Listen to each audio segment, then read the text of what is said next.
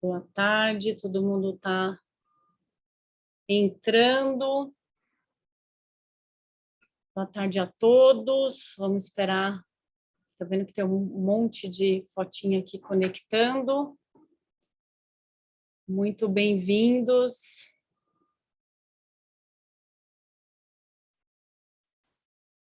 Bom, vou começar aqui. Boa tarde a todos e a todas. É uma grande honra poder abrir a 4ª edição do Diálogo sobre a Nova Economia, edição 2022, um evento que já está virando uma tradição. O tema de hoje é o panorama geral do mercado de carbono no Brasil e a conexão com os movimentos empresariais. Essa 4ª edição do evento é muito especial porque ela, por um lado, mostra um compromisso com o clima já consolidado e reconhecido como benchmark de ações climáticas empresariais no Brasil, mas também traz um outro momento especial de um reposicionamento a partir de resultados obtidos no estudo que nós realizamos no ano passado. Com tanta coisa acontecendo no mercado de carbono, nós sentimos que estava na hora de repensar algumas coisas e convidamos alguns especialistas para nos ajudar com essa difícil tarefa. Eu queria agradecer aos especialistas que nos apoiaram nessa jornada e que hoje vão apresentar os resultados do estudo. Eu queria também agradecer os apoiadores do Compromisso com o Clima, que possibilitaram a realização do estudo e são peça fundamental do programa no dia a dia. São eles: Itaú, Natura, Lojas Renner, MRV, Matos Filho, Raia Drogasil, Localiza e iFood. E aproveito também para dar as boas-vindas à Bayer e à DASA, que entraram no começo desse ano. Sejam muito bem-vindos. Eu queria lembrar a todos que o edital está aberto, então quem tiver um projeto elegível, por favor, faça a sua inscrição pelo site. E agora chegou um momento muito especial que nós vamos mostrar um vídeo manifesto para celebrar esse novo momento.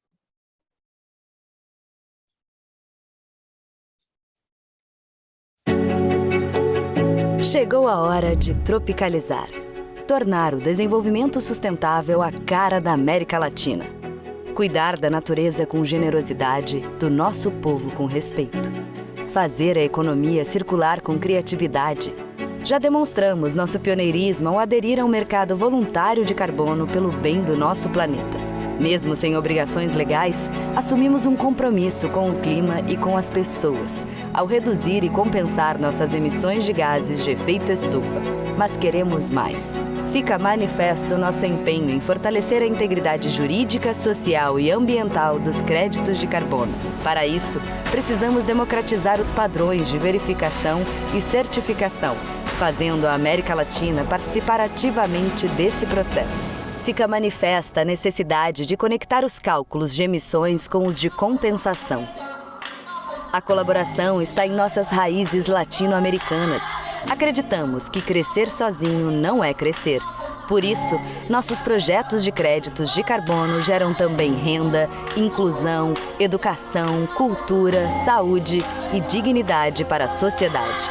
É fundamental levar em conta as inestimáveis contribuições dos povos tradicionais e originários. São eles os protagonistas dos serviços ecossistêmicos. Estamos convictos de que juntos encontraremos soluções de mitigação e adaptação às mudanças climáticas. Nossas florestas devem permanecer em pé, nossos ecossistemas devem ser regenerados e as pessoas que vivem nesses biomas devem ter a oportunidade de se emancipar e florescer. Pelo nosso compromisso com o clima, com as pessoas e com o planeta, nos posicionamos na vanguarda do mercado de carbono global. A regeneração será o nosso legado.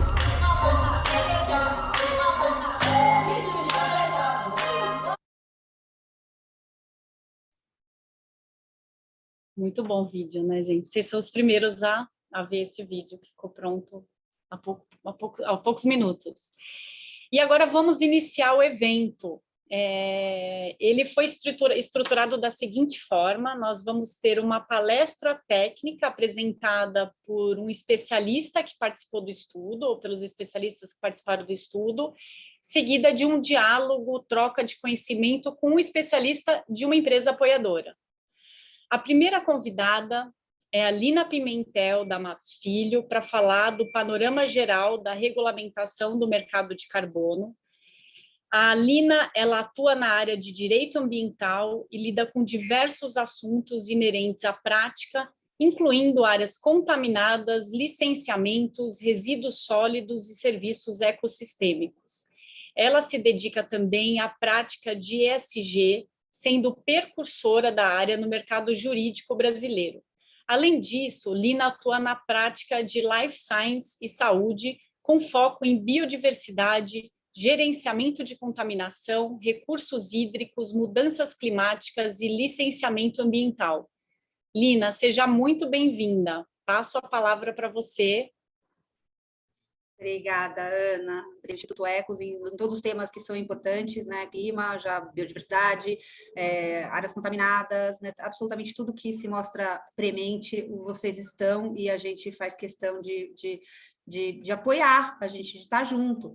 E aqui esses parceiros, né? Olhando para agora aqui esse slide com o logo de alguns parceiros, mostra essa convergência de interesses em olhar para a mesma direção, que eu acho que é o que faltou, e que acho que o clima integra a gente. O clima é um problema de todo mundo, junto, do mundo inteiro, de todos os modelos de negócio, não tem ninguém que se livre dessa reflexão. Você pode ser uma atividade zero emissora, mas você pode ser afetado pelos impactos e pelas medidas de adaptação que vai ter que encarar. Então, de um jeito ou de outro, a grande mensagem é que todos nós, absolutamente todos nós, advogados, cientistas, empresários, financiadores, etc., precisam estar com isso como uma prioridade.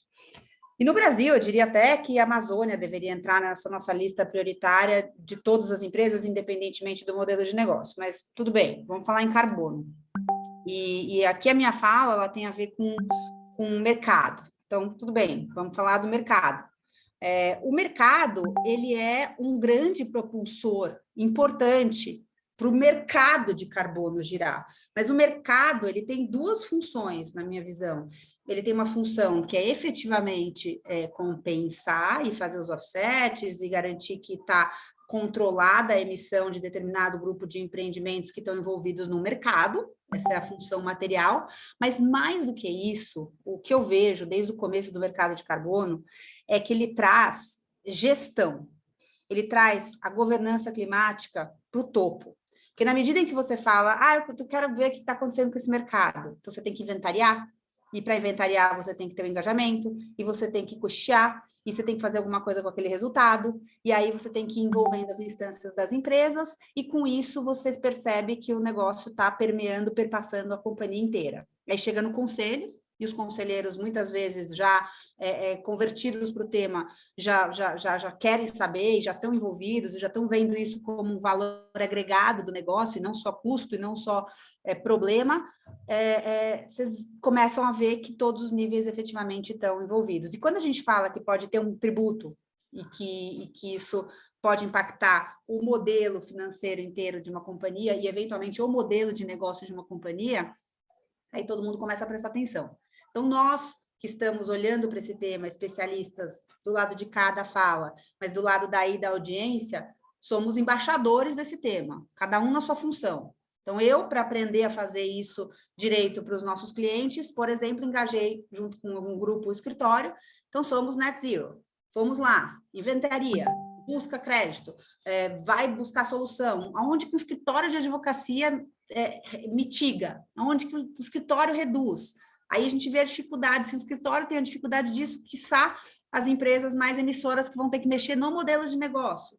Então, o máximo que a gente pode fazer é um híbrido, é diminuir as viagens, etc., mas, na verdade, a gente percebe o tamanho do problema para todas as estruturas empresariais. De qualquer forma, é o que tem que ser feito. Acho que a ciência é inequívoca, então acho que isso está melhorando, né? A comunicação da ciência para convicção de todos que existe um risco novo, profundo, que diz respeito à perenidade das empresas está inequívoco.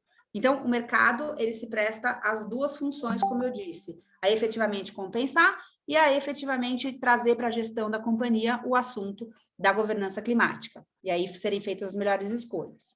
Então, vários países, como vocês sabem, escolheram entre mercado e tributo ou de forma mista entre os dois mecanismos.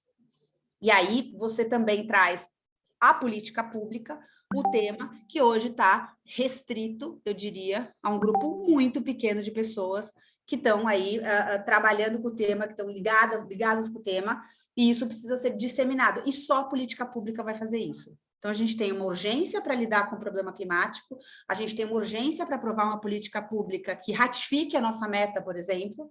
Eu digo que a gente tem uma meta lá na NDC, que não bate com a meta do Plano Nacional de Mudanças Climáticas, que precisa ser formalizada. Temos uma meta, Brasil, formal. Então, não é só porque a gente não tem isso como lei que a gente não tem que cumprir, porque já está na NDC lá a nossa meta de 2030 e 2040. Mas a gente precisa disso como lei. A história mostra que a gente precisa de lei para algumas coisas.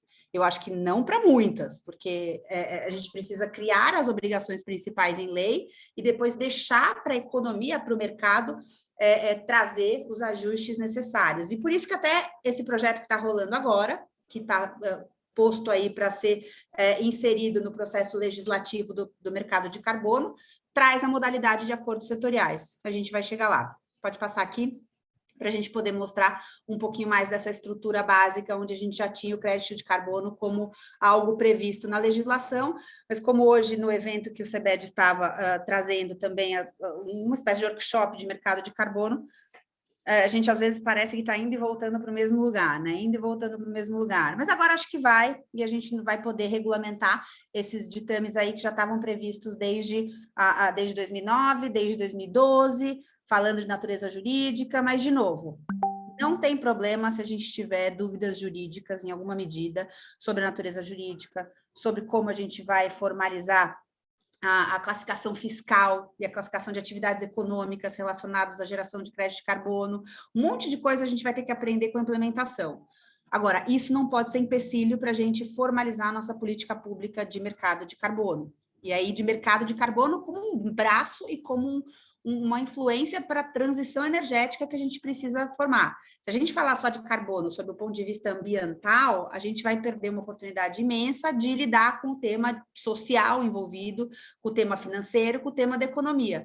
Eu me lembro, na época da discussão da Política Nacional de Resíduos Sólidos em São Paulo, no estado de São Paulo, que é de 2006, antes da Política Nacional, eu estava no governo, e aí, meses antes da política estadual ser editada, correu-se para inserir a vertente social. E aí, assim, a vertente social mais inserida e mais debatida e incorporada pela legislação foi a vertente dos coletores e catadores que tinham que ser contemplados no âmbito da política. Mas, na verdade, a discussão era muito mais profunda. Ao falar de política de resíduos sólidos, você já estava falando de política climática, porque é tudo ciclo de vida de produto, é tudo geração e uso de energia, de resíduos, de matéria, etc., né? E a gente não conseguiu ainda fazer esse cruzamento. E é isso que está acontecendo e é isso que a gente precisa ser capaz de fazer. Então, você já vê hoje várias empresas até com assessments um pouco mais avançados no tema climático, porque já tem, vamos dizer, um protocolo para você seguir, faz o inventário, segue não sei o quê, vai, volta, né? E você, para resíduos, ainda tem uma geração de resíduos muito descontrolada por parte do gerenciamento da companhia. Isso, em pouco tempo, vai se fundir. Assim como vai se fundir com o tema de biodiversidade, assim como vai se fundir com o tema de água. Então, o que a gente está fazendo com carbono agora é regulando no mercado em função de escassez, né? A gente, não é escassez exatamente, mas é de cap, de limite que a gente pode gerar de aquecimento para a Terra. A hora que a gente se der conta de um jeito melhor, mais bem comunicado, de que biodiversidade é a mesma coisa, de que água é a mesma coisa, e a gente já tiver o aprendizado do carbono mais estruturado, a gente vai começar a olhar para a economia sob uma ótica não só financeira, mas financeira com os ativos ambientais acontecendo. Então, é uma questão de tempo desse processo todo acontecer e uma questão de velocidade. Outro dia eu ouvi numa aula que eu dou para conselheiros de administração, um aluno muito, obviamente, sênior, falando, bom, o carro já está descendo, e a gente tem que puxar o freio de mão, e a batida vai acontecer. O impacto dela é que a gente vai poder condicionar aqui no momento da descida. E eu acho que é isso. E aí depois a gente vai ter que lidar com as questões de adaptação, que não é objeto aqui da discussão, mas que tem um universo gigantesco para a gente trabalhar em termos de financiamento. Então, no fundo, a gente começa a falar de carbono, a gente começa a falar da vida inteira, do mundo, da nossa geração e da próxima, e de todos os sistemas conectados. Podemos passar aqui para o próximo. Como todos sabem, a maioria sabe, né, essa discussão da essência, da estrutura do mercado de carbono, ela já estava bem elaborada por inúmeros especialistas, muito sêniores no mercado, e que já diziam como é que poderia ser a estrutura. E o Banco Mundial, não se furtando a várias complexidades dos mercados, não só nacionais, mas da integração de mercados internacionais, eu não sei se vocês viram, também está montando ou financiando um projeto em que vai se criar uma espécie de plataforma, metaverso, o que for, que vai recepcionar a integração de dados também, porque hoje a gente tem o mercado voluntário muito forte, acontecendo de maneira fragmentada, lógico que seguindo boas práticas e padrões regulados, etc., pelo mercado, mas ainda fragmentados. Então, em algum momento, isso precisa se conciliar. E, de novo, é o mesmo medo que eu tenho das questões de indicadores, de natureza jurídica, tudo isso eu acho que vai se resolver. A questão é a velocidade, a questão é o quanto que isso vai poder ajudar a transição energética. Porque mercado por mercado, não, a gente tem que lembrar da natureza, da essência dos projetos de crédito de carbono. Eles visam ajudar na transição. Precisa ser mais barato você efetivamente ocasionar as mudanças no seu negócio que gerem a minimização das emissões do que comprar crédito de carbono. Então, é importante que isso não se perca, para a gente não criar só um ambiente especulativo, onde a gente vai ter 1 milhão de produtos financeiros ligados aos créditos de carbono, que precisam acontecer. Eu acho que o mercado financeiro é criativo e sofisticado o suficiente para, em cima desse mercado primário de carbono, criar um mercado secundário, mas a gente precisa lembrar da essência, por que a gente está aqui? O que a gente está fazendo, em que contexto os temas de carbono estão envolvidos, está envolvido. Podemos passar?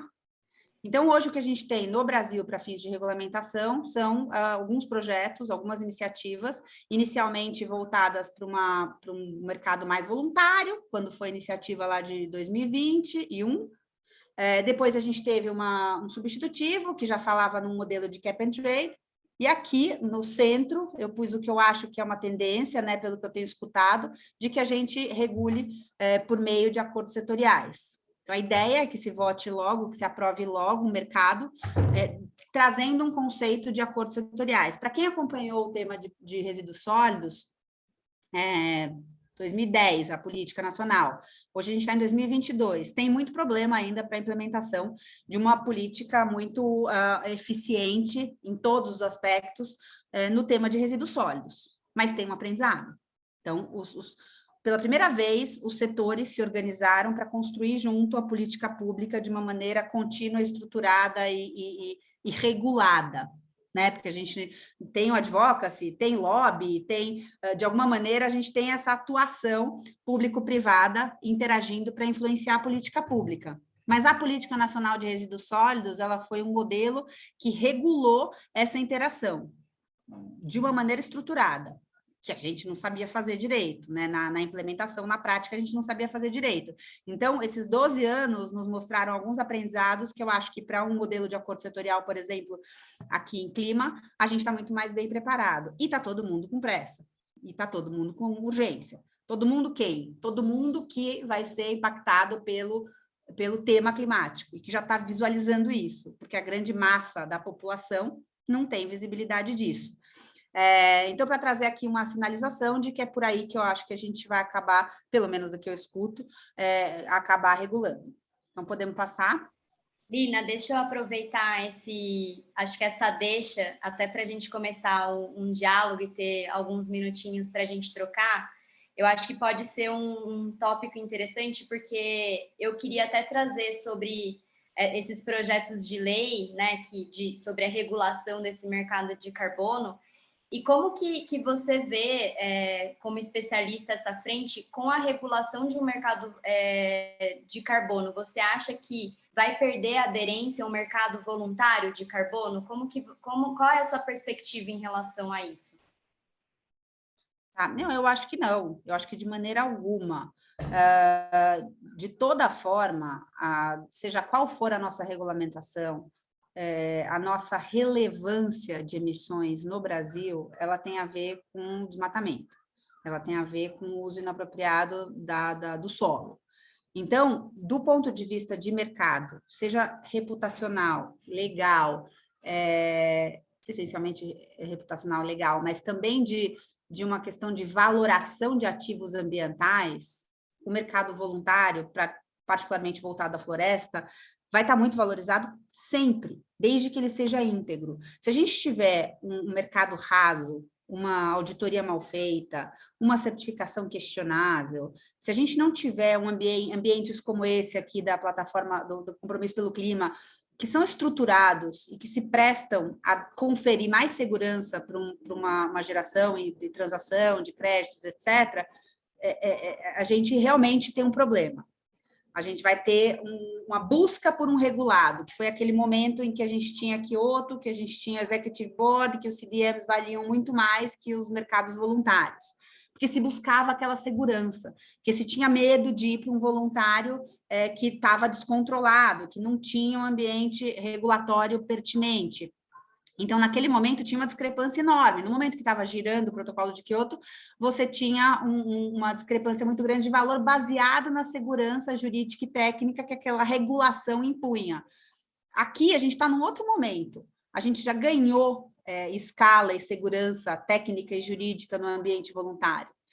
O voluntário, ele sempre vai ser mais inovador do que um regulado, pelo menos por um tempo, aí uma curva de crescimento, ele vai ter sempre menos burocracia para se desenvolver e pensar e criar. Então, ele vai continuar acontecendo. E as empresas vão, de alguma maneira, poder fazer seus offsets também com o mercado voluntário. E aí elas vão combinar na estratégia delas, que vai ter a ver com metas climáticas de carbono propriamente dito, com metas reputacionais. Então, vão compor ali como é que elas querem fazer a diversificação da carteira de créditos de carbono, penso eu, porque é assim que eu estou pensando, por exemplo, para o escritório.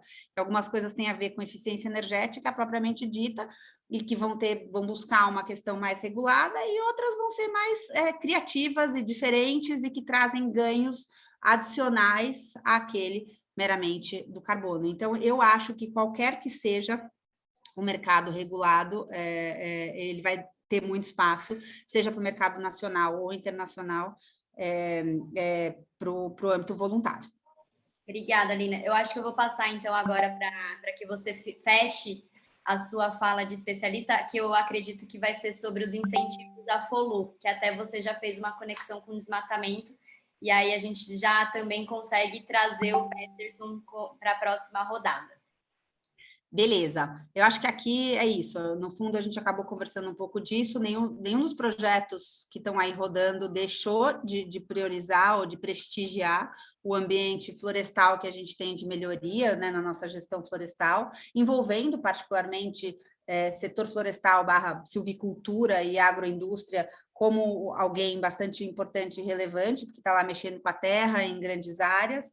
Tem também o destravamento das questões das concessões florestais, que estão previstas ainda a titularidade no âmbito de concessão florestal da União dos Estados e dos municípios, e no âmbito das concessões isso não foi outorgado para os concessionários. Então, na mesma medida que as outras concessões de infraestrutura, por exemplo, deveriam ser revistas para prever geração de crédito de carbono como um acessório lá da concessão, para que o concessionário se sinta motivado para ir lá e mexer no planejamento dele da concessão, de modo a gerar créditos de carbono. Isso na infraestrutura ou nas concessões florestais. Então, tem essa reflexão nossa de florestas, ela é bem sofisticada e eu imagino que nenhum mercado regulado vai efetivamente deixar de fora essa abordagem. É claro que a gente tem aí um ano bem desafiador para entender como é que vai ser a negociação da COP20, enfim, como é que vai ser o efeito da COP26 nesse ano de negociação agora, para a gente poder ver o casamento disso, mas, de novo, eu não tenho muito medo dessa conciliação. O que eu tenho medo é da gente criar oportunidades de um mercado de carbono que seja raso, que não seja íntegro e que deixe lacunas aí importantes do ponto de vista de consistência. Porque as questões todas se integram no tempo. Aí podemos passar aqui só no final para... Isso aqui é um número que talvez vocês já tenham acesso, né? Os números de projetos que a gente tem por aí no âmbito de mercado voluntário e regulado, MDL, Verra aqui como referência. Podemos passar.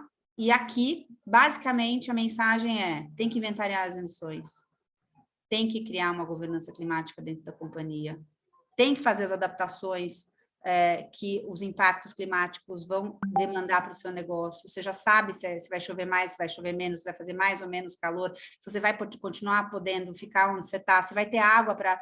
Tudo isso já dá para fazer projetos, modelagens, isso tem que ir para uma esfera de governança muito alta, que eu diria o conselho, e a gente tem a oportunidade de se posicionar como emissores, como comercializadores, como geradores. Muitas vezes as companhias vão ser um pouco de tudo.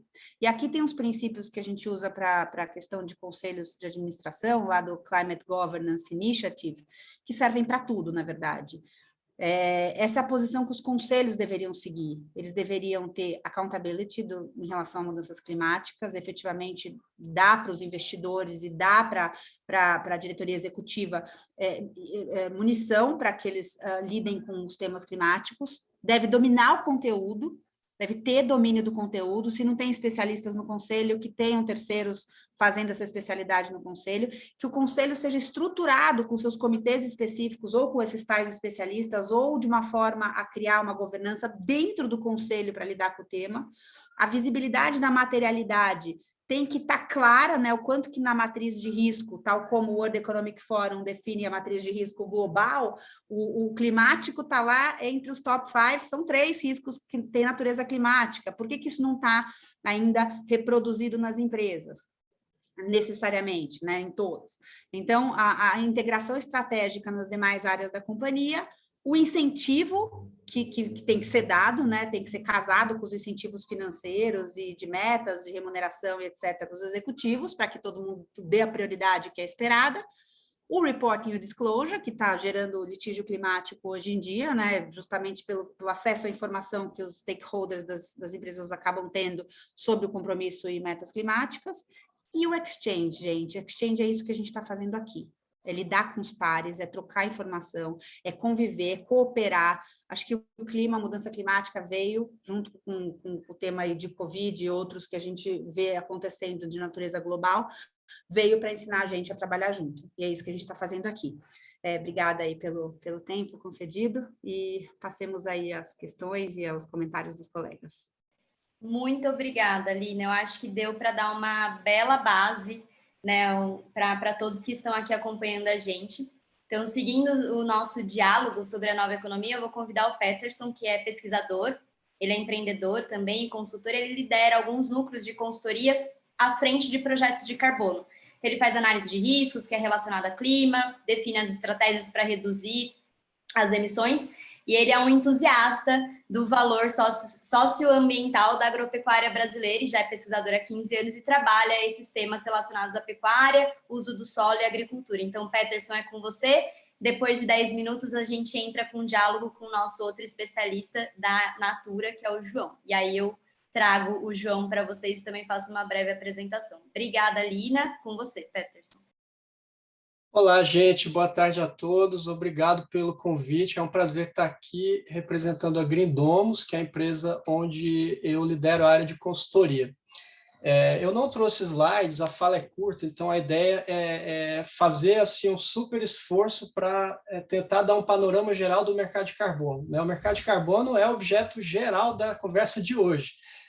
Então, eu vou tentar trazer um pouquinho do que a gente discutiu durante o trabalho que foi já comentado aí no ano passado, que a gente realizou em parceria com o CCC e tantos outros parceiros, e trazer a nossa visão do ponto de vista de quem faz consultoria para empresas, e aí a gente faz consultoria para empresas na ponta da demanda por crédito de carbono e na ponta da oferta dos créditos de carbono, né? Trazer essa visão de o que é que está acontecendo, né? O que as empresas estão procurando aqui conosco? Então, para abordar esse assunto, primeiro eu vou fazer rapidamente um contexto, que é como a gente enxerga que está estruturado esse mercado de carbono. Um pouco de alinhamento, muitos são familiares com isso, outros não, então dá uma alinhada geral, e depois sim entrar na parte da nossa experiência de o que é que está acontecendo no mercado.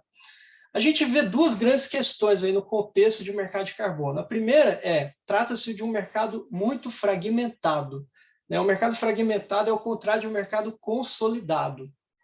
O que significa esse mercado fragmentado? Ele cresce por soluços, então a gente vê aí a regulamentação do artigo 6, no ano passado, todo esse avanço que houve, muito rápido na COP, ele já muda bastante a estrutura do mercado, a situação do mercado.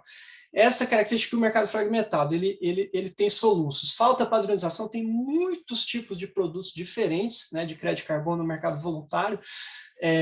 Custo de transação são altos, então quando a gente precisa interagir com esse mercado, existe uma barreira bastante importante, tem um grande número de brokers. Então, assim, em algum momento, é possível que esse mercado faça uma transição para um processo de consolidação. O que seria isso? Padronização dos produtos, queda dos custos de transação e consolidação desses intermediadores. Então, em vez de ter muitos brokers aí, meio que atomizados, a gente passaria a ter um certo núcleo de intermediadores mais consolidados. Por enquanto, não há muito sinal de a gente ir nessa direção de consolidação. Qual que é o indício disso? As medidas de preço do mercado, a gente não tem uma métrica de preço padronizada e consolidada. É muito difícil obter preço para esse mercado. A gente tem que ligar, falar o produto específico, e mesmo assim é difícil conseguir o preço. Então, isso é um indício forte de que o mercado ainda não está alinhado nesse processo de consolidação. E já falando em preço, o segundo tópico. Preço em mercado de carbono é extremamente volátil.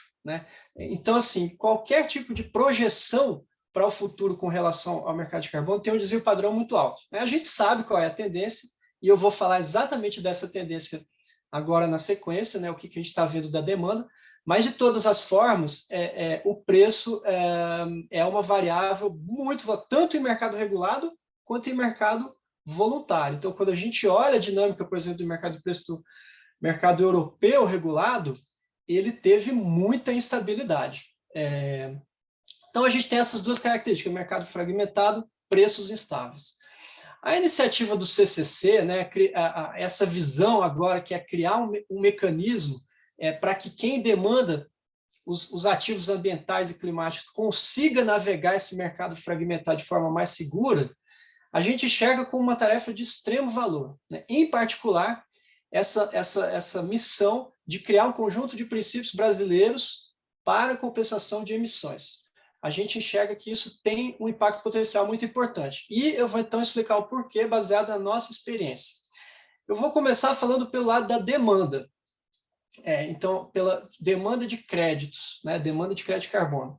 Então, assim, as empresas chegam até nós procurando se posicionar na agenda do clima.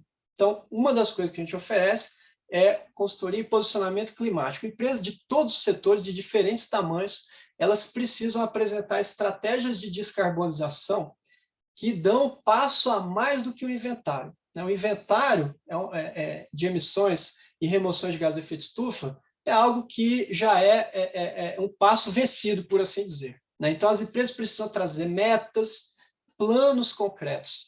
E aí a gente tem, por exemplo, setor de saúde, setor de tecnologia, a gente tem startup, tem de tudo demandando posicionamento climático. As empresas fazem isso por quê? Elas estão se adequando a políticas de compras sustentáveis, principalmente de grandes clientes, clientes com volume de compra grande, então a empresa precisa se adaptar a essas políticas. Investidores e acionistas estão requerendo que as empresas apresentem essas estratégias de descarbonização, e as empresas procuram também certificações, chancelas, do tipo SBTI, Science Based Targets Initiative, Race to Zero, PAS 2060, entre outros. Então, qual é a consequência disso? As empresas procurando estratégias de descarbonização. Elas vão demandar créditos de carbono, né? Bom, esse é o pano de fundo geral que todos estão cientes dele. Uma questão importante dentro disso é que o escopo 3, o inventário de escopo 3 está avançando muito, né? Então, até pouco tempo atrás, não se falava em inventário de escopo 3, ou se falava de maneira muito precária. Agora, realmente, as empresas estão se engajando em inventariar escopo 3, né? E esse processo leva a um aumento substancial do volume de emissões inventariadas pela empresa, porque a gente sabe que tem empresa que escopo 3 é 80%, 90% do inventário, né? Agora, como o escopo 3 não é de controle direto das empresas, então, assim, só rapidamente, né? O que é escopo 3? Escopo 3 são aquelas emissões que não estão sob o controle da empresa, as emissões que estão antes da porteira. Eu sou do agro, então eu gosto de falar de porteira.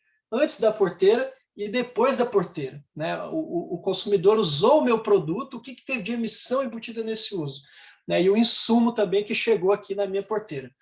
Então, essas emissões de escopo 3 não são de controle direto da empresa. Portanto, elas são relativamente a escopos 1 e 2 mais objeto de compensação. Então, veja só, empresas entrando em estratégia de descarbonização e enfatizando cada vez mais escopo 3. Significa o quê? Demanda por compensação, né, por crédito de carbono. Uma outra coisa que é interessante, assim, as empresas, compensação é custo, né? Então, assim, tenho o escopo 3 grande, vou precisar de crédito, vou ter que gastar dinheiro. As empresas estão procurando também estabelecer o chamado balanço positivo. O que eu tenho de ativo? Eu tenho passivo, emissão? Tenho, mas o que eu tenho de ativo? Tenho remoção no meu domínio? Então, eu quero contabilizar isso também, né? E por fim, dentro dessas estratégias de descarbonização, as empresas se dão conta de que elas não vão conseguir mitigar tudo, né? Então, existe uma procura muito forte pelo chamado estratégia carbono neutro. O que é o carbono neutro? O carbono neutro é uma combinação de mitigação com compensação, né? Então, é uma estratégia mais flexível do que esse chamado net zero, e as empresas, então, estão procurando muito conseguir compensar a totalidade das suas emissões antes de 2030. Bom, então o cenário pelo lado da demanda é esse, né? Realmente, a gente vê claramente uma demanda muito forte por crédito de carbono, assessoria, nós sendo demandados a dar assessoria no processo de compra de crédito. Pelo lado da oferta, e aqui eu vou falar rapidamente do lado da oferta e já concluo.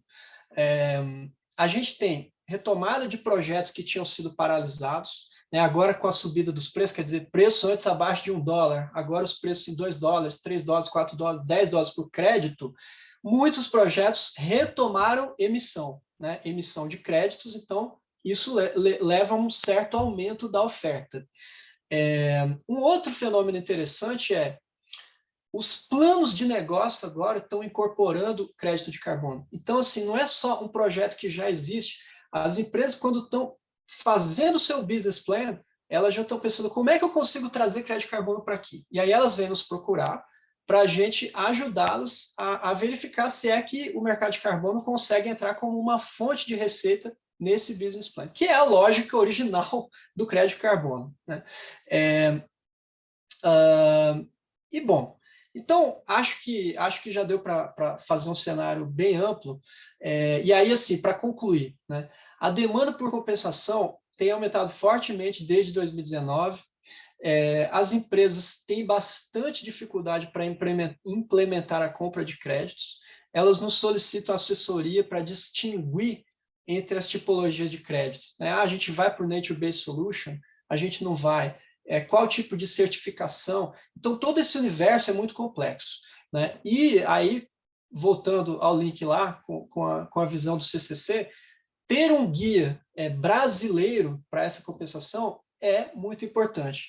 Mas o desafio é grande, porque as visões são muito diferentes, né? As visões sobre o que é um crédito íntegro, o que é um crédito com adicionalidade, o que é um crédito com qualidade, essas visões variam muito. Então, vai ser preciso acomodar essas diferentes visões para que esse guia ele seja realmente útil, né? Mas vai ser uma estratégia muito bem-vinda. E é isso. Esse era o nosso panorama do mercado e estou à disposição para conversar.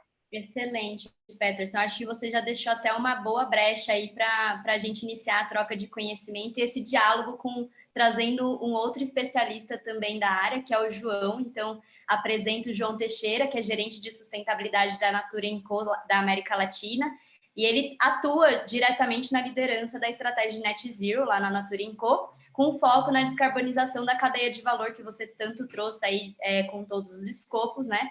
E também ele fica à frente da responsabilidade da agenda de circularidade e resíduos, que a Lina também contextualizou sobre essa política. Então, João e Peterson, é com vocês esse diálogo dessa parte. Obrigada. Legal. Obrigado pela introdução, Dani. Acho que, de novo, agradecer aí a todos a presença, ao Ecos por estar, enfim, recebendo e promovendo esse evento aí do Compromisso com o Clima, que é uma iniciativa que nós da Natura valorizamos muito. A gente sabe a importância de ter, né, esse tipo de padrão aqui no Brasil.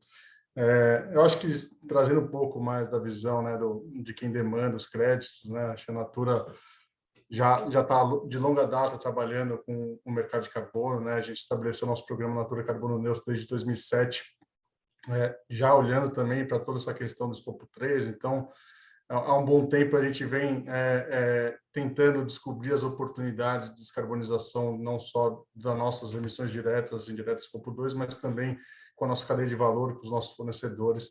E acho que esse é um ponto bastante pertinente, que cada vez mais, especialmente agora com as empresas assumindo compromissos, né, de Net Zero, seguindo o padrão do Science Based Target, sempre vamos ter que atuar cada vez mais no escopo 3. Né? Então, acho que é sempre super importante trazer um pouco desse olhar.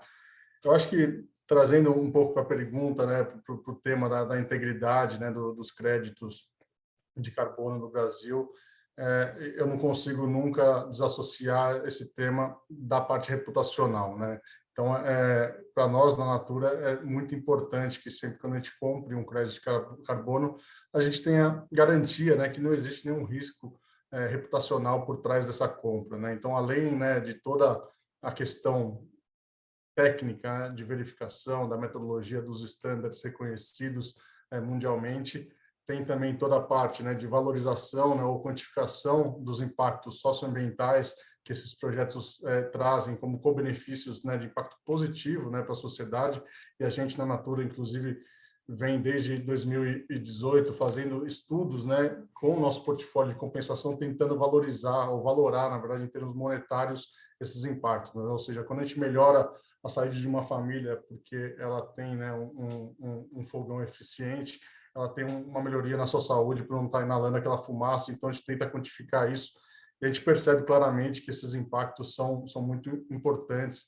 E a cada real, por exemplo, que a Natura gasta com compensação de crédito de carbono, 32 voltam para a sociedade em termos desses impactos socioambientais, né? Então, acho que esse é um lado que eu gostaria também de trazer, mas efetivamente, quando a gente fala mesmo da integridade, assim, como que eu garanto, né, que esse crédito está, assim, além de todo o benefício ambiental ou socioambiental que ele pode trazer, ele também não tem nenhum risco associado, por exemplo, alguma questão de uma reivindicação de terra por né, comunidades ali da região, ou qualquer discussão a respeito de impactos que uma instalação de uma pequena hidrelétrica possa ter nas comunidades do entorno. Como que eu garanto, né, que esse olhar está sendo abordado antes de eu selecionar o meu crédito de carbono? E acho que o Ecos aqui, ele sempre ajuda a gente a auxiliar, a visualizar e trazer essa dimensão dos riscos que estão associados a cada crédito que se insere aqui, e por isso que é uma plataforma de tanta vanguarda, de tanta importância para a gente garantir que o mercado de carbono voluntário do Brasil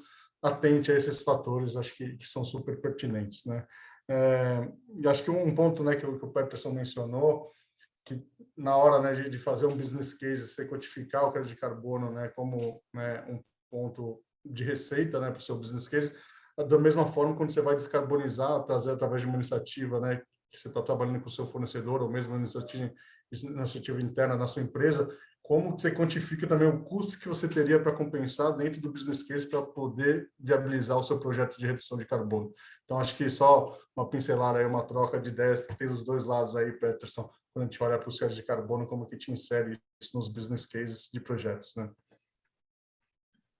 Legal, João. Muito interessante. A questão da reputação, do risco reputacional, né? Bom, risco reputacional nenhum é difícil, né? Até porque a gente vê assim que aparecem as coisas mais inesperadas possíveis, né? Uma visão assim de quem trabalha na geração de crédito de carbono, né? Então a gente vai lá avaliar o projeto, ver quais são as características do projeto, ver em qual tipo de standard esse projeto pode se inserir, em qual metodologia vai se inserir e como é que nós vamos escrever o PDD, né? Que é o relatório que explica esse projeto do começo ao fim. Então assim são metodologias extremamente complexas e, ao mesmo tempo, que deixam espaço para flexibilização, né? Então, de fato, apesar de esses projetos passarem por toda uma verificação, de ter metodologias bastante complexas e tudo mais, ainda restam arestas, né? Então, o papel de quem vai fazer uma leitura adicional é um papel muito importante. Isso vai ser perfeito? Não, nunca vai ser perfeito, né? O risco reputacional sempre resta, mas a ideia é que a gente procure encontrar os fatores aí de maior impacto, né? Que podem causar maiores danos, e os colegas aqui do CCC certamente fazem esse trabalho, e é muito bom que estejam aí para fazer esse trabalho. Eu falei no começo, né? Mercado de carbono é fragmentado. Será que algum dia vai ser totalmente padronizado? Acho que não, né? Porque a gente está falando de projetos muito heterogêneos. Mas essas iniciativas permitem que a coisa fique um pouco menos complexa e que quem está na ponta da demanda consiga navegar com um pouco mais de facilidade. É o nosso papel também como consultoria. A gente também faz esse trabalho. A gente tem lá uma matriz, né, com vermelhinho e verdinho, tipologia de crédito, standard. Então, assim, para facilitar a vida de quem vai comprar, né? Olha, aqui onde está vermelho, não vai. Onde está verde, é bom, mas atenção também, né? Cuidado. Então, é bastante complexo, mas é muito bom ver exemplos aí como o da Natura, que guiam o mercado e que estimulam todo esse pessoal que agora está chegando, né, nas políticas de descarbonização a se mexer.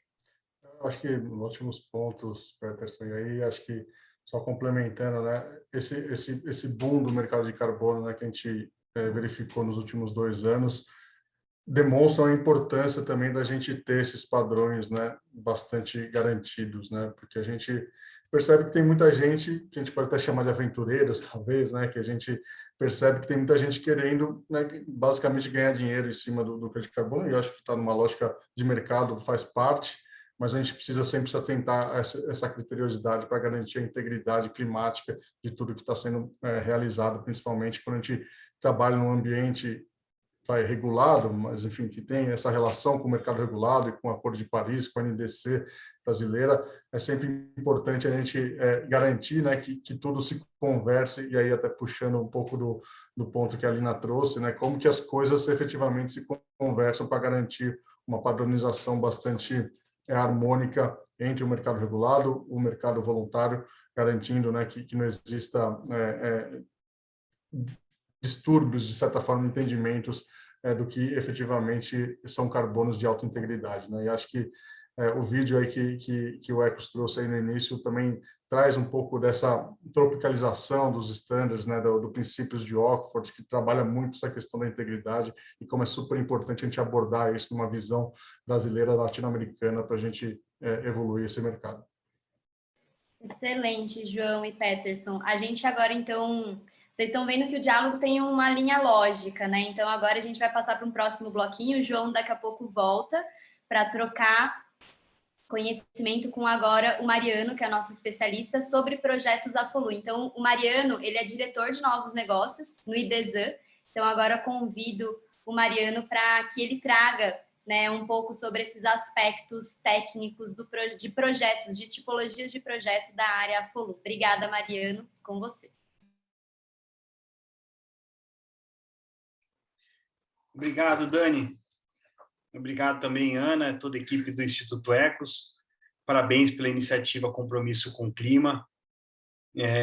Falei no começo, aí, quando vocês nos convidaram para participar, que eu acho que existe aqui um espaço único e incrível de utilizar todas as práticas que empresas realmente comprometidas com redução e compensação de suas emissões, ou com net zero, de fazer um trabalho colocando a mão na massa. E eu acho que a oportunidade que nós temos agora com o mercado voluntário de carbono, ela é muito diferente, possivelmente duradoura, do que o primeiro boom, vamos dizer assim, que nós tivemos com os mercados de carbono, através do protocolo de Kyoto e do mecanismo de desenvolvimento limpo, pelo menos o primeiro boom para o Brasil.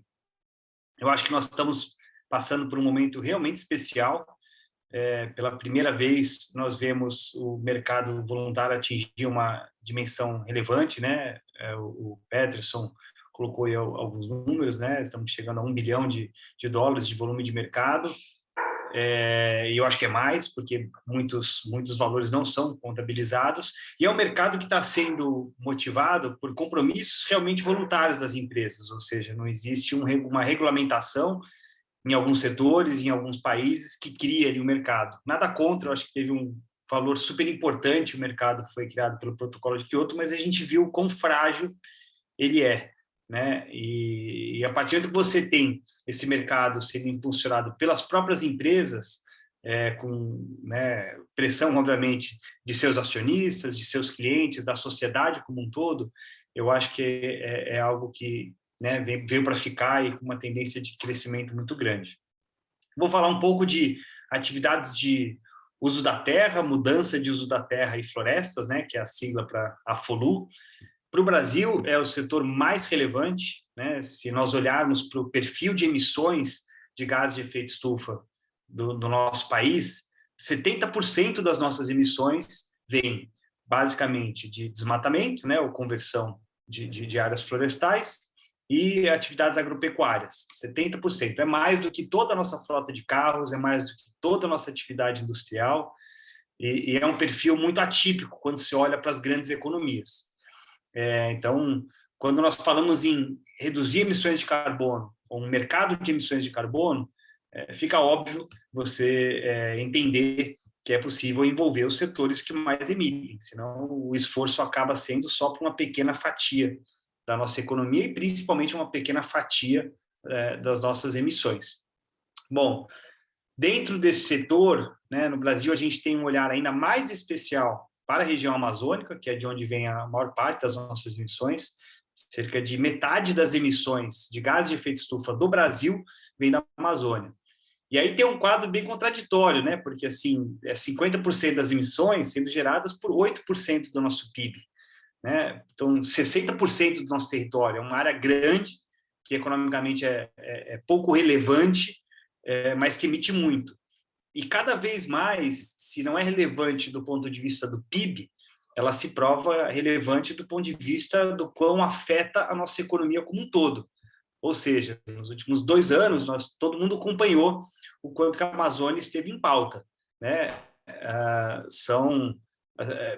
Bloqueou acordo comercial entre Mercosul e União Europeia.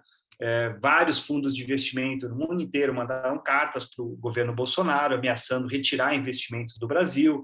Então, afeta produtos brasileiros, né? Carne produzida no Paraná hoje recebe barreiras não tarifárias na Europa, porque a carne do Brasil, independente da carne do Paraná, não tem nada a ver com o desmatamento da Amazônia, é um produto brasileiro associado ao desmatamento, né, na compreensão geral da sociedade europeia. Então, tudo isso é perigoso, né? Tudo isso é complicado, e tudo isso afeta a nossa economia largamente. Por isso, acho que a Amazônia entrou para dentro do debate. Os números são realmente relevantes, se analisarmos aí cerca de 800 milhões de toneladas de carbono, de CO2, é o que emite a Amazônia. Se a Amazônia fosse um país, ela seria o 8º maior emissor do mundo. Então, assim, realmente gritante o quanto que nós emitimos de carbono na região, e é constrangedor a gente não conseguir fazer desse limão uma limonada, porque eu gosto de olhar sempre pelo lado da oportunidade, e a nossa oportunidade é enorme. O quanto a gente conseguiria usar mecanismos de precificação dos serviços ecossistêmicos ou de redução de emissões, olhando para o mercado de carbono, para alavancar toda uma nova economia para a região amazônica, né? Ou seja, é possível reduzir carbono, reduzir desigualdade, aumentar emprego, utilizar a imensa sociobiodiversidade que nós temos na Amazônia. Se você perguntar para qualquer... Estou puxando um pouco a sardinha aqui, mas é o tema da minha fala, né? Trabalho, né, minha vida inteira na Amazônia, mas se você perguntar para qualquer estrangeiro no mundo quais são as 3 coisas que ele pensa sobre o Brasil, ele seguramente vai falar samba, futebol e Amazônia. Então, assim, uma grande oportunidade. A Amazon, né, a empresa do Jeff Bezos, ele colocou o nome, não foi à toa, fez uma pesquisa e viu que era um tema, um nome que vendia, mesmo sem as pessoas conhecerem a região. Então, acho que a gente queria passar aqui da parte contextual para ir para a parte, né, das oportunidades. A gente tinha que aproveitar mais isso e realmente gerar um volume de investimentos. O Brasil, acho que pode sair de fuga de investidores, que é o que a gente passou nos últimos 2, 3 anos, obviamente não só por conta do desmatamento da Amazônia, mas, né, por a questão da pandemia, né, a insegurança com relação à política econômica e tudo mais. A gente deveria parar de afugentar investidores e atrair eles. Eu tenho certeza que, por atividades florestais, agropecuárias, de produção sustentável, atreladas a crédito de carbono, a gente tem um potencial enorme de atrair investidores. Bem, quais são os desafios? Né? Vou colocar 3, tá? E aí eu encerro a minha fala. Primeiro é que a gente precisa evoluir bastante. Acho que o vídeo do CCC foi muito bom em colocar ali, né, o manifesto. A gente precisa criar plataformas, protocolos, eventualmente até um sistema de certificação. Eu não gosto do termo certificação, porque, teoricamente, não precisa certificar crédito de carbono, mas algo que consiga... E também não gosto de comoditizar, mas que consiga organizar o mercado mesmo, no sentido de ofertar o produto para quem quer comprar. E a gente não tem isso. Basicamente, o que a gente precisa fazer é orientar a demanda e organizar a oferta. E eu acho que o CCC poderia fazer isso muito bem, já vem fazendo isso, de certa forma, com o grupo de empresas que hoje participam do movimento. E acho que a Lina falou, né, quando se fala de AFOLU no Brasil, a gente tem uma questão séria, que é a questão da economia rural. Hoje, os padrões que estão sendo utilizados para o mercado voluntário de crédito de carbono no setor de uso da terra e florestas, eles, infelizmente, têm excluído pequenos projetos, né, comunidades, pequenos produtores rurais, povos indígenas. E isso acontece basicamente pelos altos custos transacionais e a forma, né, como se certificam projetos para que eles sejam aceitos no mercado atualmente. Não sou contra o Verra, que é o principal padrão, né, do mercado voluntário. Ele foi, e deve continuar sendo fundamental para o mercado de carbono internacional, mas eu acho que o mercado está ficando muito grande para só o Verra, está ficando mais complexo, mais diverso, ou seja, né, para movimentar um compromisso de empresas que queiram reduzir suas emissões no Brasil. Por que precisa usar um padrão de certificação internacional? Para você certificar um projeto hoje no Verra, toda a documentação tem que ser em inglês. Então, imagina você lá levar um auditor que não fala direito português para conversar com a comunidade indígena na Amazônia. Além do custo, né, o trabalho de organizar a certificação fica muito mais caro e às vezes não faz nem sentido, sabe? Então, acho que realmente a gente tem capacidade de ter mais eficiência, mais transparência, menores custos transacionais e complementarmente ao Verra. O Verra é um padrão focado no mercado internacional, né? Se nós olharmos hoje o que existe de demanda por bons créditos, né, créditos críveis, robustos, em nível nacional, é enorme. Muitas empresas estão aqui presentes hoje, são prova disso. A Natura vem construindo esse mercado sozinha, né, desde o início já há bastante tempo. E não falta capacidade científico-metodológica, né? Se olhar, por exemplo, para monitoramento de desmatamento, né, o INPE é uma referência internacional. As metodologias que o INPE desenvolve são copiadas por outros países. Então, não dá para dizer que não tem capacidade. Nós temos feito parte de um grupo que tem discutido esses problemas, esses desafios, é a Aliança Brasil-NBS, ou Aliança Brasil para Soluções Naturais. A gente, inclusive, lançou recentemente um guia de boas práticas para compra responsável, né, de créditos de carbono florestais. Eu vou copiar o link aqui, deixa eu ver se eu consigo copiar no Zoom, para quem quiser conhecer. Então, ali a gente discute algumas dessas questões, né? O que são bons créditos, o que são créditos perigosos, né? como fazer para identificar bons desenvolvedores de projetos, quais são os padrões hoje mais reconhecidos. Não tem nada de muito sofisticado, nada tão sofisticado quanto o que eu acabei de falar, de repente abrir espaço para novas metodologias, novas plataformas de análise, compra e comercialização de projetos. Acho que esse é um caminho que eu adoraria ver esse grupo aqui encaminhar. Para encerrar, uma segunda questão de complexidade em relação ao uso da terra, desmatamento, florestas, REDD em especial, é um assunto que vem crescendo, que é a implantação ou desenho de programas jurisdicionais, ou programas em nível estadual, seria no caso do Brasil. É jurisdicional porque em outros países chama província, chama cidade, aqui no nosso caso é estado. Isso tem ganhado uma dimensão importante, porque controle de desmatamento realmente é algo que depende da ação do Estado, seja em nível federal, seja em nível estadual, e na Amazônia brasileira é cada vez mais mandato dos estados. Então, eles já têm, através de um pacto federativo, a responsabilidade pelo licenciamento, pela fiscalização de áreas. E de olho nisso, especialmente frustrada, infelizmente, com a baixa performance dos governos nacionais, não é só no Brasil, não é só no governo Bolsonaro, em outros países isso vem acontecendo também, aumento do desmatamento e uma posição, às vezes, contrária à conservação de florestas. Os doadores internacionais, especialmente Noruega, Reino Unido e Estados Unidos, lançaram uma iniciativa, que é o LEAF, que tem tido adesão importante de grandes empresas, como a BlackRock, a própria Bayer. Eu acho que o Fábio e o Eduardo vão entrar na discussão aí logo em seguida. A Nestlé, a Airbnb, Unilever, a Amazon e outras. É uma grande aliança que quer fomentar estados a tomarem o protagonismo, a liderança na redução em programas de REDD. Imagina um grande projeto em escala estadual para reduzir, contabilizar e receber incentivos, comercializar reduções de emissões e receber pagamentos por isso em nível jurisdicional. O desafio aqui e a preocupação que fica é que os projetos que já estão sendo implementados possam ser integrados nessa contabilidade, e é um movimento que está, nesse exato momento, tomando bastante proporção, especialmente com a criação e lançamento do LEAF, que foi no final do ano passado, na COP26. Tudo indica que a maior parte dos estados vai integrar os projetos, até porque são grandes aliados, o estado não é bom em implementação de ações, ele é importante, fundamental, em monitoramento, em regulação, criar a legislação e o arcabouço institucional necessário para incentivar empresas e outros entes, como comunidades, associações, terceiro setor, para implementar atividades dentro da sua jurisdição, e aí, é claro, fazer um registro e uma contabilidade que sejam robustos para evitar aquele problema da dupla contabilidade.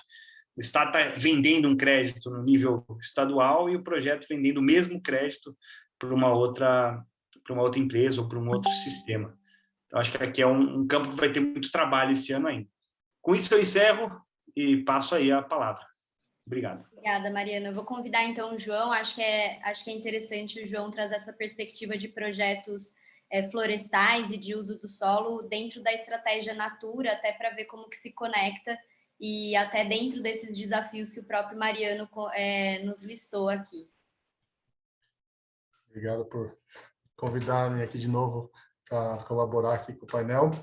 Eu vou pegar o gancho que o Mariano deixou de dupla contabilização, que eu acho que não só tem essa questão que a gente pode ter uma sobreposição de contabilizações de reduções a nível estadual, e mesmo a nível do mercado voluntário, mas também como que isso entra no arcabouço do Acordo de Paris, artigo 6, quando a gente entra também numa negociação, principalmente quando a gente fala de LEAF, que a gente está transacionando, de certa forma, esses créditos para fora do Brasil, e esse, sim, é também um ponto super importante quando a gente trabalha o tema de florestas, obviamente, porque todo o contexto que o Mariano deu é super claro. O Brasil, se quiser atingir isso no NDC, precisa trabalhar com floresta e precisa trabalhar com a Amazônia.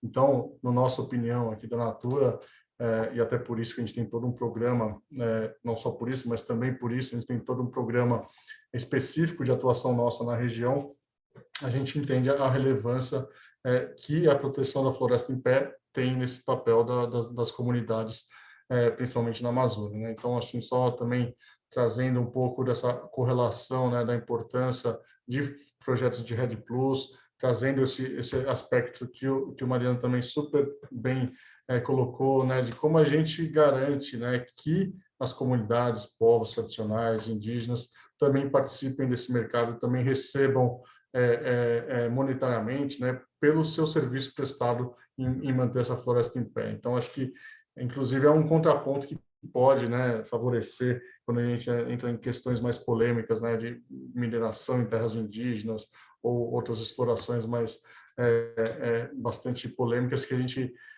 efetivamente enxerga um potencial, né? E quando a gente olha para o mercado mundial, efetivamente o Brasil tem a capacidade e a oportunidade de liderar esse mercado de carbono florestal bastante amplo, né? Então, fico super feliz com a presença do Mariano aqui, o IDESAN, nosso parceiro de longuíssima data, já temos diversos projetos em parceria, e é sempre bom ouvir especialistas que efetivamente atuam na região, né? E às vezes a gente precisa também entender, né, o nosso papel em influenciar, por exemplo, uma articulação como a LIF, que quer desenvolver esse tipo de atuação na Amazônia, enfim, em regiões que sofrem bastante desmatamento, e como que a gente traz esse aspecto, aí eu volto também de novo à tropicalização, né, à democratização dos estándares, como a gente faz parte como país, como sociedade, na construção disso de uma maneira muito mais significativa e com poder de voz, né?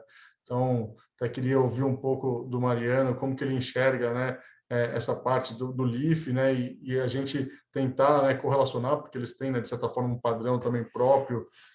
Então, eu queria ouvir um pouco também do Mariano, o que ele entende dessa iniciativa. Então, João, o LIF está recebendo, né, inputs e críticas. Estava num período de consulta pública aqui sobre o documento lá de critérios, acho que é tipo um guia de alto nível sobre a visão do LIF para o pacote metodológico que orientaria a contabilização e a compensação de emissões que eles viriam a fazer com os estados. Então, ainda não tem metodologia, não tem nenhum documento detalhado, que foi feito esse guia de alto nível, com tipo princípios e critérios.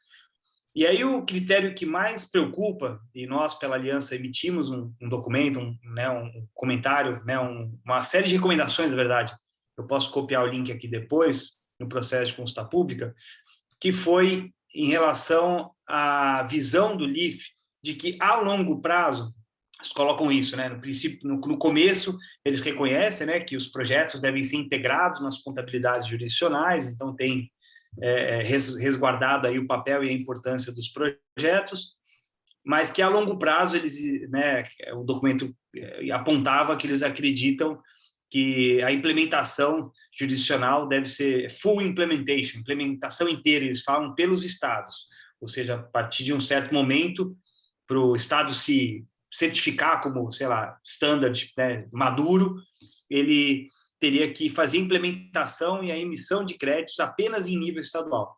E aí é muito preocupante, porque não é uma questão nem de mercados de carbono, é a dificuldade que governos, sejam eles em nível federal, como em nível estadual, até mesmo em nível de prefeitura, têm em implementar atividades, né? Os governos no Brasil, historicamente, sempre tiveram um papel muito importante como regulador, fazem uma obra ou outra, mas assim, olhando para o agro, né? O governo não planta e produz laranja, ele não, ou outro commodity, o governo não tem mais uma estatal que planta e produz cana. Ele estabelece um marco, né, legal, institucional, importante para regulamentar a atividade e deixa que o setor faça, e aí faz com muito mais eficiência, pelo menos no nosso caso a gente conhece. Então, por que ele deveria, né, ser o responsável por implementar? E no passado a gente tem, né, décadas de estudos vendo a dificuldade que os governos têm em implementar, por exemplo, o dinheiro da cooperação internacional. Basta ver o Fundo Amazônia, né? Recebeu 1 bilhão da Noruega, em praticamente 10 anos, conseguiu gastar 1 bilhão de dólares, né? Depois fez um aditivo a mais 600 milhões, então, assim, em termos gerais, foi 1,6 bilhões de dólares. Conseguiu gastar 1/3 disso e hoje está com 3 bilhões de reais parados em conta, porque deu a lua no governo federal e extinguiu o comitê que monitorava os trabalhos do Fundo Amazônia. Então, o dinheiro ficou parado.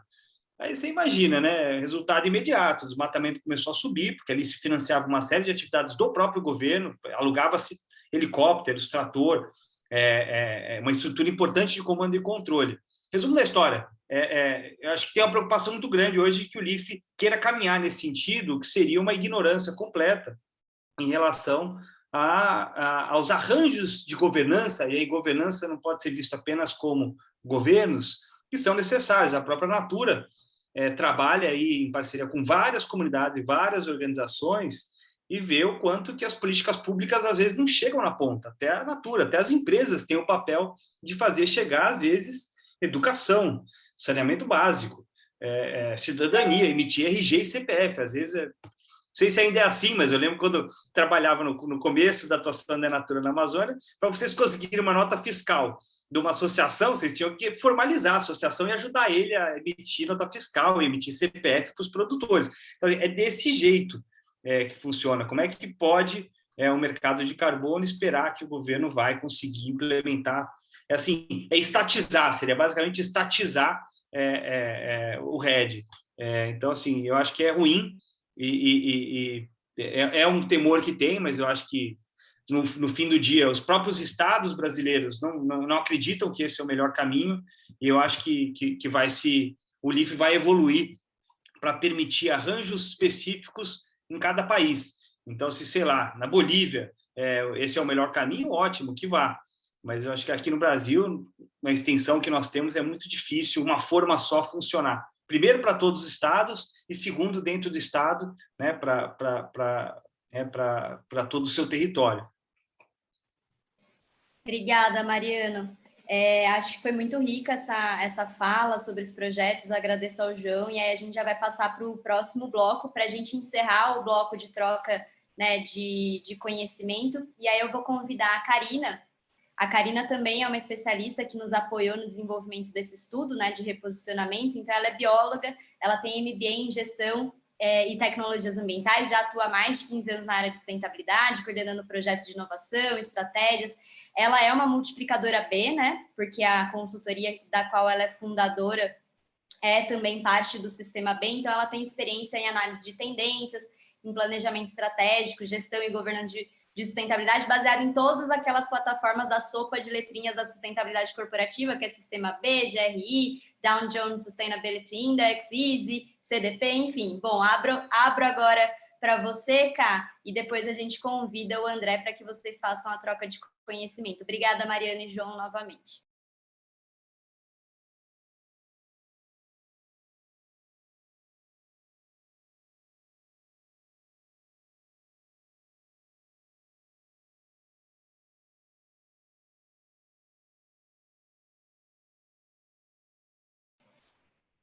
A Karina está com um pouco de internet instável.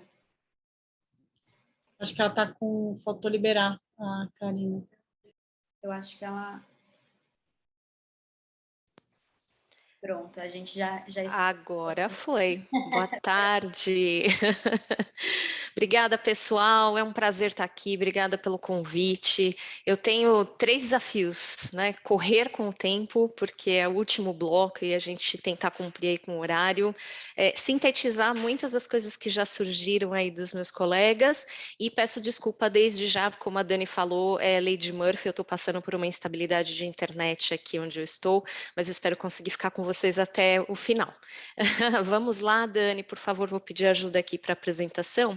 Então, a gente começa falando um pouquinho, né, sobre o movimento ESG, né, essa nova roupagem, nomenclatura aí que a gente está vendo ganhar força no mercado para a temática da sustentabilidade. E esse tsunami net zero que os colegas já falaram. Então, uma série de movimentos intersetoriais, programas de aceleração de conteúdos, e aí tem uma série, a sopa de letrinhas, como a Dani falou.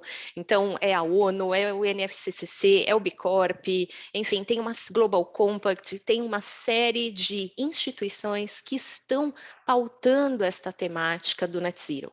E isso, consequentemente, traz, que é o outro slide, o outro bullet, essa proliferação de metas net zero. Para vocês terem uma ideia, só no ano passado, para o movimento do Race to Zero da ONU, foram mais de 3 mil empresas signatárias. Foi o dobro de 2020. E eu tenho certeza que hoje o número é muito maior. Para o movimento Net Zero do movimento B, que também lançou, são mais de 2 mil empresas que assinaram um compromisso de se tornar empresas Net Zero, né? E aí a gente tem o grande desafio de como que a gente não cai no risco de greenwashing, porque a gente está vendo muita confusão nas terminologias, as pessoas ainda não sabem direito qual é a diferença entre ser carbono neutro e ser net zero, qual é essa virada de chave, qual é o desafio que a empresa tem. É um compromisso para, às vezes, 2050, né, e sei lá, talvez muitos de nós aqui já estaremos aposentados, se estivermos vivos, e às vezes a gente percebe, eu peço licença para dizer que em muitos casos é uma confusão intencional, então a gente tem um risco de greenwashing muito grande no mercado. E promessas muito vagas, né? Para vocês terem uma ideia, de todos os planos que o SBTi chancelou como metas net zero, a maioria deles foi classificada como controversos ou imprecisos. E tudo bem, a gente está nessa jornada, estamos aprendendo juntos, né, construindo este processo que resolver problemas sistêmicos requer também uma mudança sistêmica, seja de mindset, de processos. Então, se fosse fácil, a gente já teria resolvido, né? Olha quantos anos a gente está aí nessa labuta, trabalhando essa temática globalmente, e eu acho que é um dos perfis mais interessantes para as pessoas que trabalham nessa temática, muitos colegas que eu conheço aqui, é o perfil de resiliência, porque a gente vê essa discussão já acontecendo há muitos anos, e em muitos momentos a gente vê uma certa morosidade nos processos e a gente não pode desistir, né? No próximo bullet já foi muito falado aqui a respeito dos princípios que têm sido utilizados aí como principal referência para as estratégias net zero, principalmente relacionado ao aspecto de compensação e offsetting, que são os princípios de Oxford, mas a gente sabe que, infelizmente, esse princípio que está sendo utilizado como a principal referência para todas essas milhares de empresas que estão anunciando suas estratégias net zero, não reflete necessariamente a realidade brasileira, como o Mariano colocou, Lina colocou, enfim, todos os colegas aqui já trouxeram, o próprio Peterson. Então, está colocando em xeque projetos que têm um alto benefício socioambiental com a questão de carbono incluída, mas que está sendo colocado em xeque e talvez de lado. Então, projetos de eficiência energética, os projetos florestais, RED, restauração e reflorestamento. E eu acho que tem um chamado, né, para a gente aqui no Brasil, de como que a gente coloca essa pauta, como que a gente potencializa, e o manifesto fala isso, não somente do Brasil, mas fala do movimento latino-americano, porque a gente está aí na Amazônia, que se insere em outros países além do Brasil. Bom, e aí indo para os próximos bullets, Dani, a régua é alta, né, gente? Porque tem uma pressão de investidores, já foi falado aqui. Essa sopa de letrinha desses ratings estão colocando a temática de carbono cada vez mais forte, fortalecendo essa agenda. Então, a gente teve aí recentemente mudança no CDP, o EASY, que foi lançado recentemente com uma total reformulação que traz a temática para o centro da estratégia, e essa é a chamada. A gente tem aí novas regras de padronização, CVM, o SEC, que anunciou recentemente aí novas regras de padronização para reporte de emissões, para como que a gente considera de fato o escopo 3, que já foi tão falado aqui no grupo também, né? E aí, trazendo aqui outros elementos também, para vocês terem uma ideia, metade das 500, Dani, pode pular, das 500 maiores empresas do mundo já tem um preço interno de carbono definido, ou pretende adotar nos próximos anos, né? Ou seja, a questão da precificação, ela também pode incentivar ações de baixas emissões, mas que elas precisam ser mais ambiciosas. Então, espaço tem, acho que todos os colegas também já falaram bastante disso. Também a gente viu um boom, um tsunami em mercado de créditos sustentáveis. Então, só no ano passado, né, os green bonds, os sustainable bonds, movimentaram aí cerca de 24 bilhões de dólares somente no ano passado. Mais de 150 títulos foram emitidos e a grande maioria desses projetos e desses títulos estão em florestas e estão em energia renovável. Então, olha a importância da gente colocar a questão da floresta como centro também dessa discussão, né? Não somente como uma questão que está ainda nas arestas. E aí, bom, qual que é o grande desafio de tudo isso, né? A gente precisa ser mainstream, porque parece que quando a gente olha, né, tudo isso, mais de 3 mil empresas adotaram, os investidores, a maioria das empresas definiram precificação, parece que está tudo resolvido, e a gente sabe que a questão climática não está resolvida, né? O que está faltando para a gente virar essa chave, né? E eu acredito que, de fato, é a gente sair das promessas, né? Porque tem muita estratégia que não entrega nem o net, imagina o zero, né? O net zero. Então, a gente precisa colocar esse bode na sala, a gente precisa, como líderes, seja de consultoria, seja de empresas, instituições, ONGs, continuar nesta grande luta para fazer com que todas as pessoas, instituições e empresas possam entender que se a questão climática não for colocada como mainstream, é o tema mais material de todos os temas, na minha opinião, de processos de materialidade, que eu faço vários em diferentes tipos de setores, é o tema que precisa ser colocado como elemento central, porque é uma questão de sobrevivência.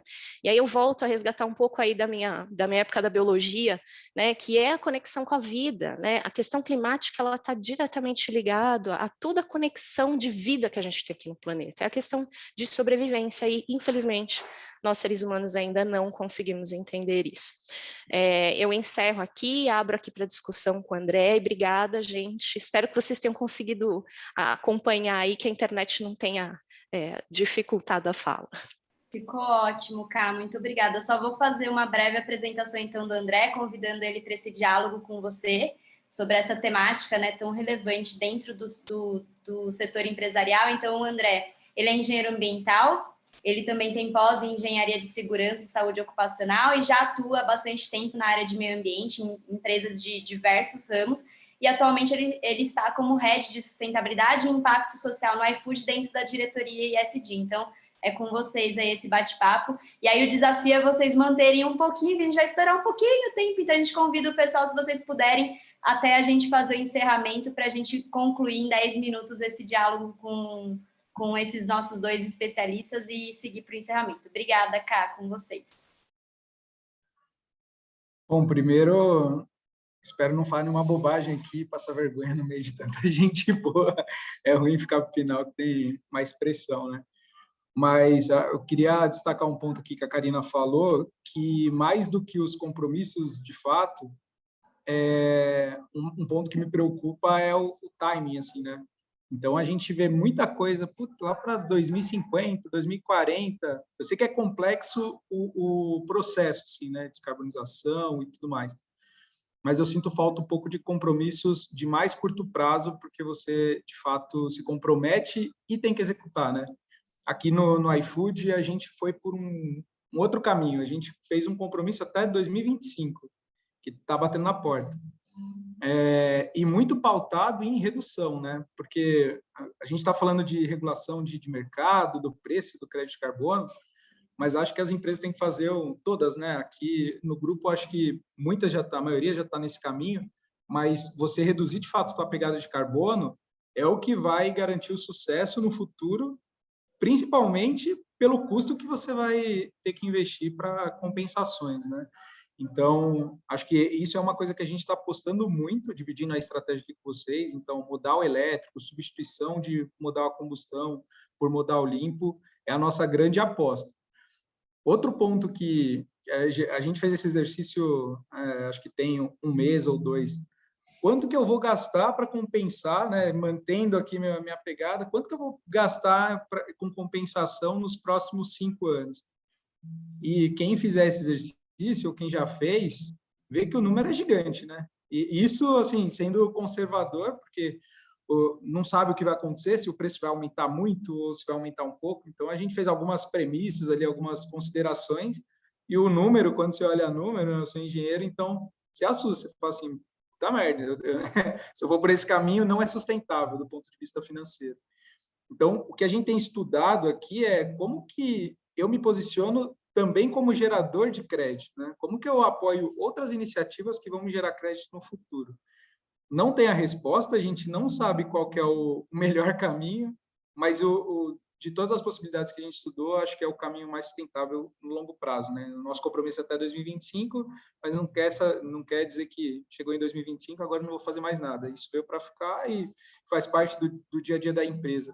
Mas acho que esse ponto aqui, e era um ponto que eu queria trazer para a discussão, até para entender como vocês enxergam isso, que entendem muito mais do assunto do que eu, mas as empresas assumindo um papel também de gerador, não só de comprador aí nesse crédito, porque eu entendo que as empresas do futuro e o futuro próximo, elas vão resolver muito mais do que os problemas ligados ao negócio dela, né? Então, assim como a Natura é uma baita referência para a gente, assim, né? O impacto social atrelado às ações ambientais e tudo que faz é um bench para nós. Um dia a gente vai chegar lá, estamos no começo da jornada, mas eu queria trazer para a discussão esse ponto de empresas como geradoras de crédito, e porque muda o papel nesse mercado, né? Ela muda de lugar.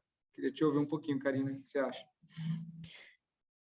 Super complicado, né, André? Eu voltaria um passo atrás, porque quando a gente está falando de crédito e de compensação, a gente não pode deixar de pautar de que o foco é na redução.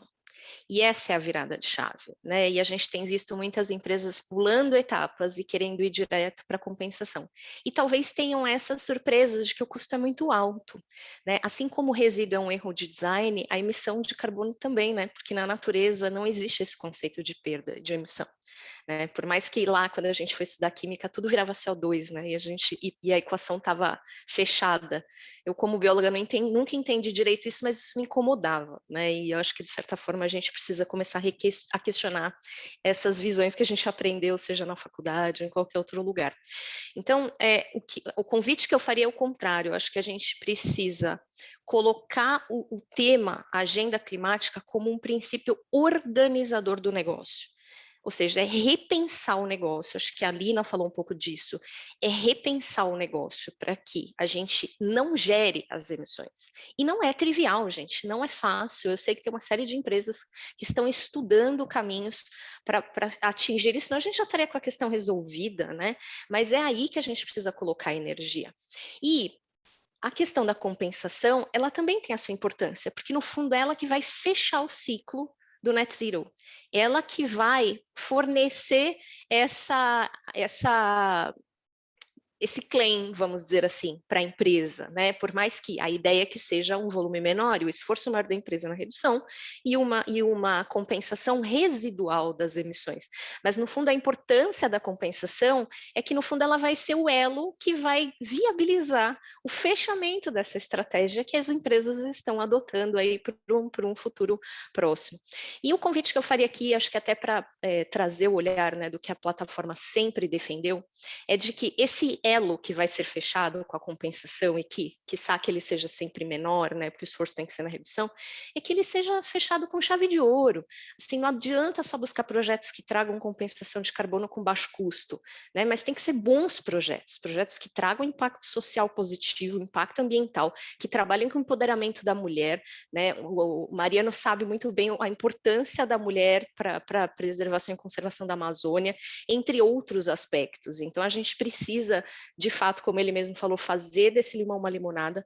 Nós temos muito pouco tempo, a gente precisa ter muita criatividade, muita perseverança e muito ativismo para que a gente consiga, de fato, ter sucesso nesse grande desafio que a gente está enfrentando enquanto seres vivos aqui no planeta. Não, perfeito. Eu concordo 100% que o foco tem que ser em reduzir e só compensar aquilo que você não conseguir reduzir, né? Acho que tem que ser a porção final ali. Mas obrigado aí pelo teu ponto de vista e por essa troca. Não sei, Dani, se tem tempo para mais discussão aqui, ou eu teria mais um ponto. Pode levar, tem mais 4 minutinhos, André. Tá bom. Aí, o ponto que eu estava falando, assim, como gerador, era muito mais na minha cabeça das empresas, ao invés de só comprarem, elas, por exemplo, reflorestarem uma grande área, sabe? Lógico que no curto prazo é um investimento, mas no longo prazo você tem uma melhoria no meio ambiente, né, de sustentabilidade mesmo, e você pode ser recompensado nessa parte de crédito mesmo, que vai continuar tendo essa pegada. Então, era um pouquinho mais nesse ponto de vista, assim, da geração.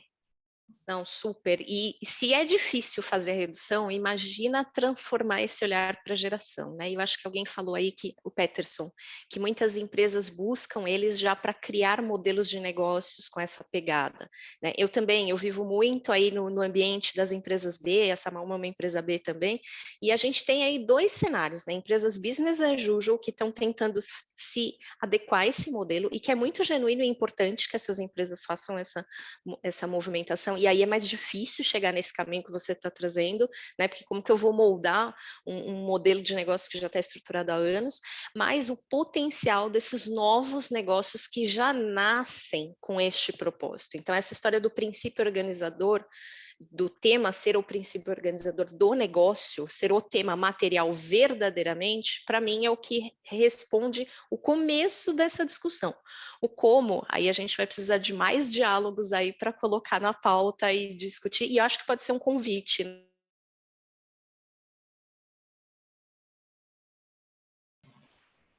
Acho que a Karina deve ter perdido a internet bem no momento final. Não sei se ela caiu ou não. De qualquer maneira, pessoal, eu agradeço a fala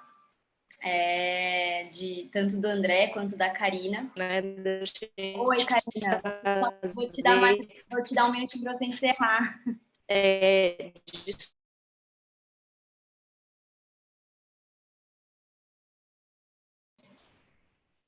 Acho que ficou instável a internet. Enquanto a Karina retorna, eu acho que ela conseguiu trazer bastante, foi bastante esclarecedor aí como trazer de fato o setor empresarial para dentro, né, do mercado de carbono. Então, agradeço aí a troca, né, entre André e Karina para fechar esse bloco de troca de conhecimento. Eu volto a convidar a todos que o edital para projetos com créditos de carbono está aberto dentro do site Compromisso com o Clima, né, .ecos.social, então vocês fiquem à vontade em darem uma olhada, leiam com atenção o regulamento. E também agradeço a todos os especialistas, aos nossos especialistas dos apoiadores institucionais e também a todos os participantes.